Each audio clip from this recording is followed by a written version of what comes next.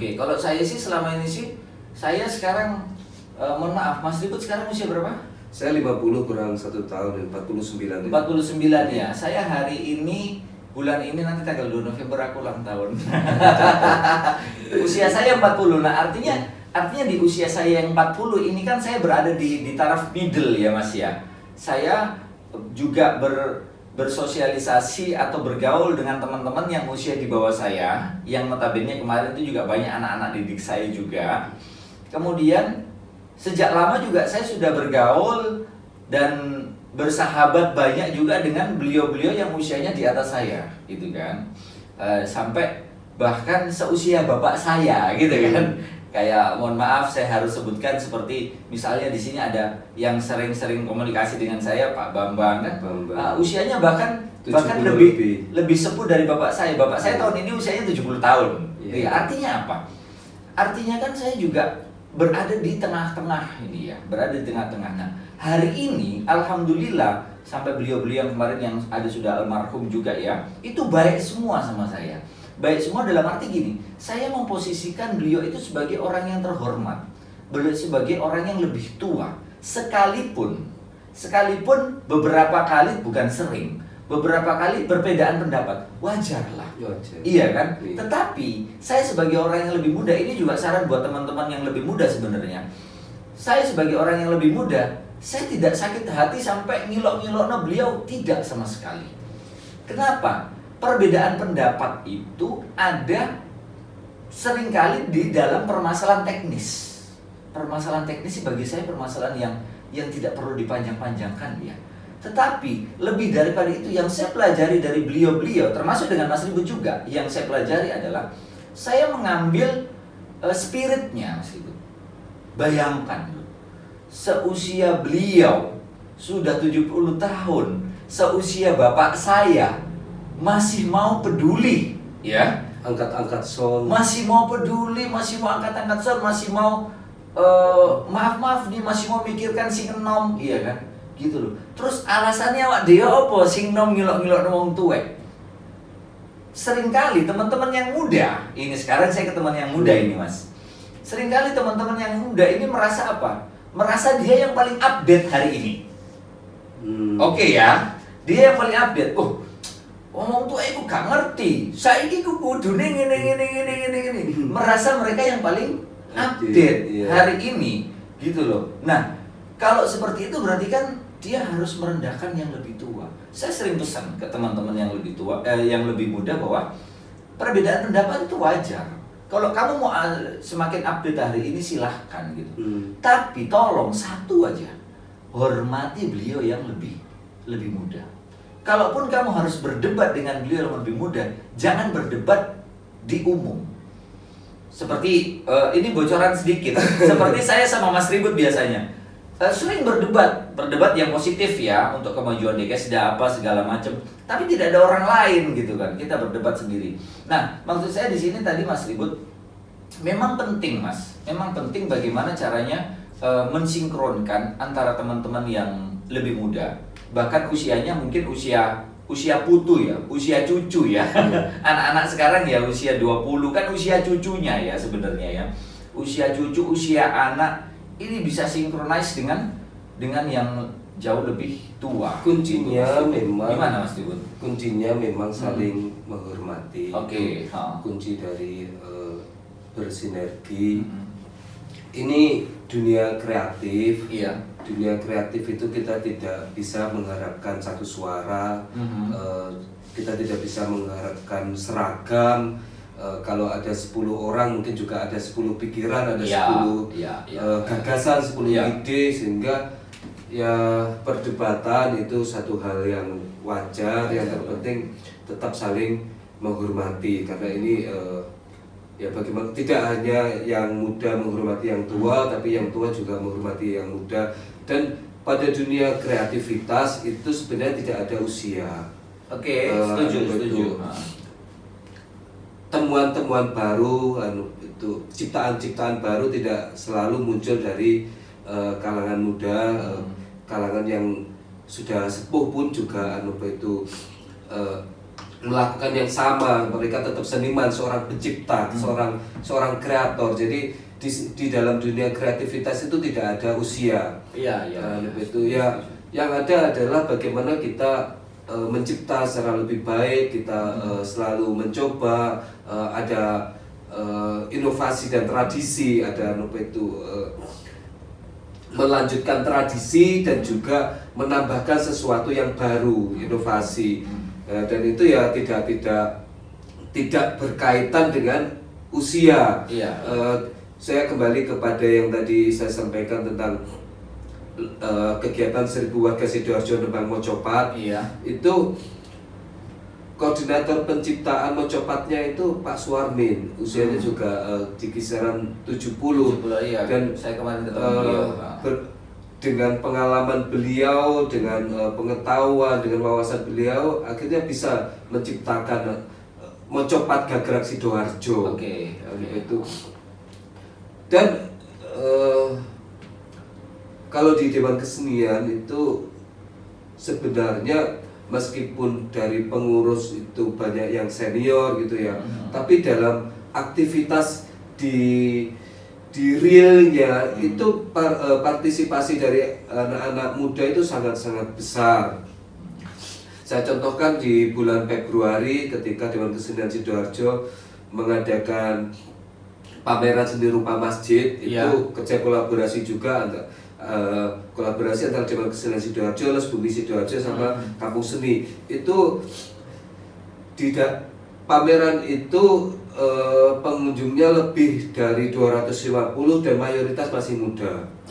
Itu di 1000 warga Sidoarjo Tembang Mojopat itu target kita 1000, tapi peserta alhamdulillah itu lebih dari 1200 dan mayoritas masih masih siswa ya. Mahasiswa remaja. Memang ada mobilisasi. Jadi kita itu dimudahkan juga dengan pengurus-pengurus ini. Ada yang profesinya dosen, ada yang profesinya guru, ada yang profesinya pemilik sanggar, sehingga mereka punya, kalau dosen itu mahasiswa yang muda ya, kalau guru juga punya siswa, sanggar juga punya anggota. Jadi itu kita libatkan dalam kegiatan. Jadi pengurus itu lebih banyak sebagai koordinator itu, tapi pergerakan dari aktivitas aktivitas berkesenian itu lebih banyak dari yang remaja. Itu di Komite Sastra itu ada kelas menulis puisi, itu juga pesertanya banyak yang remaja. Hari ini sampai besok itu tanggal 28 ya sekarang, 29 Oktober ini ada kegiatan cukup besar tentang film itu di kegiatan dari ASFIS, Asosiasi Film Sidoarjo, Asosiasi Sinias Sidoarjo. Itu mereka juga rata-rata masih muda, remaja ya, masih remaja, dan mereka bergerak. Mas Afrian Arisandi itu ketua komite film di situ, dia berposisi sebagai penasehat. Itu ya memastikan ini kegiatan ini berjalan. Memberikan itu tambahan wawasan, masukan, pengetahuan. Jadi aktivitas itu dalam realisasinya sebenarnya lebih banyak dikerjakan oleh anak-anak muda. Seperti itu. Mas Tribut, kita ini kan lagi ngobrolnya mengenal lebih jauh ya, mengenal lebih jauh di Kesda ya, mengenal lebih jauh di Kesda. Nah, di dalam organisasi sendiri ini biasanya yang rumit itu kan ketika ada konflik ya. Ketika ada konflik, misalnya konflik antar pengurus lah, atau bahkan konflik aku gak cocok iki dengan ketum iki. Ya opo iki Pak Ketum iki diajak omong gini pemikirannya bagaimana. Nah, yang kita perlu tahu bagaimana sih manajemen konfliknya Mas Tribut saat di dalam organisasi ini terjadi konflik antar pengurus. Untuk mengatasi itu semua kita mau tahu ini. Siapa tahu juga itu bisa jadi masukan tips ya untuk teman-teman yang lain. Kembali yang tadi seperti saya sampaikan ya, modal utama organisasi, modal utama Dewan Kesenian Sidoarjo itu adalah SDM. Bagaimana mengelola SDM itu ya, bekerja pada porsinya masing-masing. Ada job desk, ada itu komite musik ya dia membidangi musik, komite seni rupa dia membidangi seni rupa, yang musik tidak terlalu berkomentar buruk kepada komite seni rupa, komite seni rupa tidak terlalu berkomentar buruk kepada komite sastra, saling menghormati. Mereka masing-masing adalah pendekar di wilayahnya. Komite musik pendekar di bidang musik, komite seni rupa di pendekar di bidang seni rupa. Ada job desk di BPH juga sama, badan pengurus harian, ada pembagian posisi. Saya sebagai ketua umum, ada Mas Rafif sebagai sekretaris, Mas Joko di ketua program, Mbak Sri Rahayu di bidang ketua organisasi, Mbak Sidi di bendahara. Ya, sepanjang mereka berada pada tanggung jawab dan kewenangan masing-masing, itu organisasi itu bisa bergerak. Dan jangan lupa untuk mengelola SDM itu ya pada semua lini, pada semua SDM itu harus diberi tanggung jawab, diberi kewenangan. Komite musik diberi kewenangan untuk merancang program musik, diberi kewenangan tanggung jawab untuk melaksanakan program, dan tidak bisa dibiarkan atau diserahkan begitu saja. Kontrol atau itu tetap harus ada.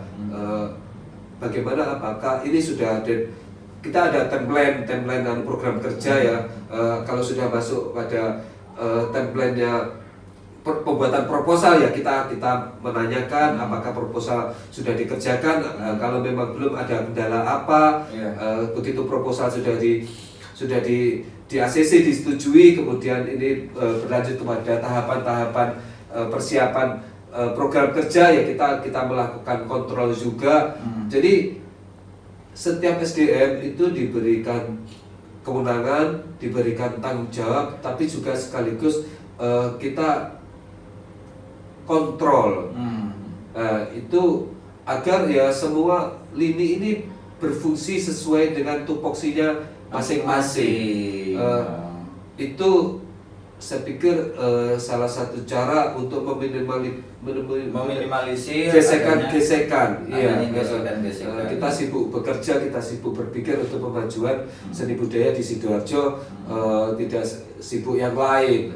Tidak sibuk terpengaruh dengan adanya isu-isu yang justru mengganggu kinerja kita di Dewan Kesenian gitu ya Mas. Karena memang itu kan suatu hal yang tidak pernah terpisahkan ya dari adanya organisasi yang namanya konflik internal kah apa segala macam. Ada satu hal lagi, bahwa ini organisasi Dewan Kesenian ini bukan sanggar, bukan komunitas.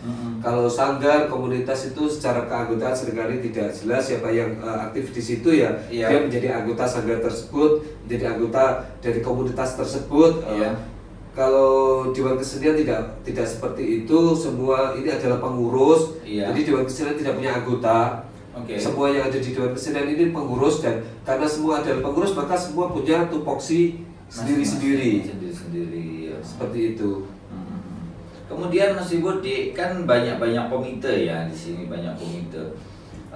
Perlu nggak sih kalau misalnya, atau bagaimana sih nanti langkah-langkah ini, kan masih tahun pertama ya, untuk kepengurusan Mas Ribut. Langkah-langkah selanjutnya supaya antar komite ini bisa saling berkolaborasi ya kan. Sekalipun masing-masing komite punya program tanggung jawab untuk menjalankan program tahunan sendiri-sendiri. Cuman bagaimana caranya nanti setiap komite ini bisa saling berkolaborasi dengan apik gitu kan, supaya kita di luar itu sama-sama mengangkat nama Dewan Kesenian ini menjadi satu payung besar gitu kan, menjadi satu payung besar. Nah, ini langkah-langkah strategis apa sih kira-kira yang mau diterapkan gitu kan, supaya semua komite bisa saling berkolaborasi dengan baik gitu Mas Ribu. Komite itu memiliki dua tanggung jawab. Yang pertama adalah tanggung jawab di bidangnya. Jadi tidak bisa selalu berkolaborasi juga, tapi dia juga harus memikirkan di bidangnya ansih, bidangnya semata untuk itu ya latihan yang ya internal di bidangnya itu di komite tari itu ya latihan tari, bersinergi dengan sanggar-sanggar tari, bagaimana mengembangkan tari, tapi juga memang benar ada tanggung jawab yang lain, yaitu berkolaborasi, apalagi sekarang kita masuk di era seni kontemporer. Seni kontemporer itu seni yang dia berupaya melintasi batas, merampungkan batas-batas. Seni rupa kontemporer misalkan ya, seni rupa kontemporer di situ tidak hanya seni rupa, itu lukis, tidak hanya di situ, tapi juga ada musik, ada sastranya, ada sejarah, kemudian juga ada teatrikalnya, jadi lintas memang. Nah, untuk di Dewan Kesenian sendiri, Dewan Kesenian Sidoarjo ada titik-titik ketemu di antara komite-komite tersebut. Salah satu titik temu kan adalah di bidang. Jadi bidang itu dia tidak membawai seni tertentu, dia lebih banyak membantu agar program-program komite itu bisa berjalan lebih baik. Itu di bidang ya Mas ya? Ya, itu di sini ini podcast ini ini kan itu di bawahnya bidang humas. Bidang humas. Ya, jadi dia podcast ini menjadi milik bersama. Titik temu dari komite-komite ini ada di podcast, ada di humas. Kita juga punya bidang kebudayaan. Nah, titik temu dari komite-komite itu ada di bidang kebudayaan. Kita ada sebenarnya begitu ya. Ya, bidang itu dia bertugas membantu komite-komite, ada bidang litbang, bidang humas, bidang kebudayaan, bidang ekonomi kreatif. Keempatnya itu membantu, dan ini sekaligus juga menjadi titik temu dari komite-komite. Di Dewan Kesenian sendiri juga ada program unggulan yang dikerjakan oleh organisasi Dekesda. Jadi komite itu memiliki kewenangan merancang program, merancang dan melaksanakan program, mengelola anggaran. Komite sastra, komite musik, semuanya punya kewenangan merancang program, melaksanakan program, dan mengelola anggaran. Meskipun anggarannya tidak besar, tapi kewenangan itu ada. Nah, ada program-program yang ini programnya Dekesda, programnya organisasi. Nah, kalau sudah menjadi programnya Dekesda, maka seluruh komite yang terkait itu bisa dilibatkan. Seluruh pengurus yang terkait itu bisa dilibatkan menjadi sebuah kerja kolaborasi, kerja bersama. Kalau untuk tahun ini, tahun 2023 ini ada kemarin itu yang pameran seni rupa masjid itu sebenarnya program dari komite seni rupa, tapi karena ini skalanya besar maka kita tarik menjadi programnya Dewan Kesenian. Program bidang maksudnya? Program Dewan Kesenian, program organisasi. Nah, kalau berarti di bidang organisasi tadi ya? Bukan, organisasi Dewan Kesenian Sidoarjo. Nah, kalau sudah menjadi program organisasi, maka meskipun ini sebenarnya program dari komite seni rupa, maka saya melibatkan humas, saya melibatkan komite teater, saya melibatkan komite musik, ya, siapapun yang terkait dengan program tersebut dilibatkan. Kemudian 1000 warga Sidoarjo Kembang Mocopat itu sebenarnya program dari komite seni tradisi, tapi karena kita lihat ini skalanya besar, tidak mungkin dikerjakan sendiri oleh komite seni tradisi, maka saya ditarik menjadi program dari organisasi, program bersama. Nah, karena sudah menjadi program bersama, maka komite-komite yang lain dilibatkan, termasuk dari dalam kepanitiaannya. Kalau melihat program 1000 warga Sidoarjo Kembang Mocopat itu ketua panitianya bukan dari komite seni tradisi, tapi dari Pak Autar Abdillah. Beliau adalah Dewan Pakar, dan dokumentasinya dikerjakan oleh komite film. Itu aspek musiknya, itu teman-teman dari komite musik, itu dilibatkan. Itu ya SDM yang terkait dengan pelaksanaan program tersebut dilibatkan. Itu mungkin menjawab dari yang tadi ditanyakan Mas Aji tentang bagaimana mensinergikan komite-komite. Ya. Jadi meskipun itu program dari komite seni tradisi, tapi outputnya dia menjadi multi. Dia dikerjakan oleh beberapa komite.